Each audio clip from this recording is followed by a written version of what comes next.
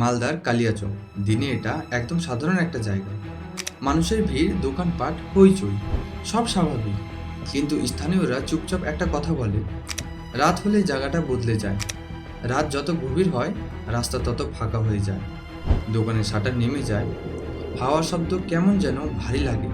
আর ঠিক তখনই শোনা যায় পায়ের শব্দ, যেন কেউ তোমার পিছনে হাঁটছে। কিন্তু হঠাৎ পিছনে তাকালে ফাঁকা রাস্তা, কেউ নেই সেখানে। অনেকে বলে ভোরের আগে কিছু বাড়ির দরজায় 3বার ঠোকানোর শব্দ পাওয়া যায়। যারা সাহস করে দরজা খুলেছে তারা শুধু বাইরে ঘন অন্ধকার দেখেছে, কিন্তু আশেপাশের লোকেরা বলে তারপর থেকে নাকি তাদের আচরণ পুরোটাই বদলে যায়। রাত 2টার পর হঠাৎ কুকুরগুলো একসাথে চিৎকার করা শুরু করে, যেন তারা কিছু দেখেছে যা মানুষ দেখতে পায় না।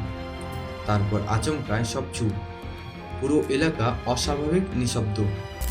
বয়স্করা আস্তে করে বলে, রাতে নাকি বলে এখানে শুধু মানুষ হাঁটে না।